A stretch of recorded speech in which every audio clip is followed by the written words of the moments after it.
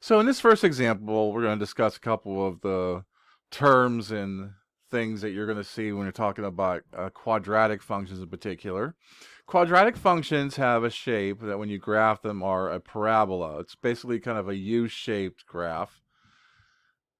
And they're either going to have a maximum value or a minimum value.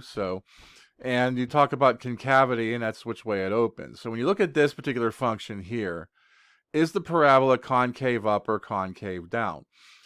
Concave means which way it's opening. It's opening downward. You can see because the open end of this parabola is downward. The closed end is up here. So this is concave down. Every concave down parabola is going to have a maximum value for the vertex. The vertex is going to be, the maximum or the minimum depending on the situation. Concave down parabolas have maximums. Concave up, if they're shaped this way, would have a minimum. The axis of symmetry is a line that passes through that minimum or maximum, also known as the vertex, which we'll get to in part D, that splits the parabola exactly in half. So basically any point that you have on this side has a mirror image of it on the other side.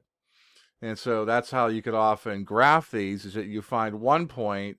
If you know where the axis of symmetry is, okay, well, if this is, in this case, like here, 4 units from the axis of symmetry, then 4 units on the other side, you'll have its mirror image. And so every point you find on a parabola, you actually know 2 of them. The axis of symmetry here, as you can see, is, in this case here, the y-axis, which is also x equals 0. The x value for the axis of symmetry is also the x-coordinate for the vertex. So wherever the axis of symmetry is, you'll see that same coordinate on the vertex for the x-coordinate. Of course, the y-coordinate here is at 16. So the coordinates of this vertex is at 0, 16. And so those are some basics about parabolas. We're going to see more of them as we work through other examples. But for the time being, that is the end of this example.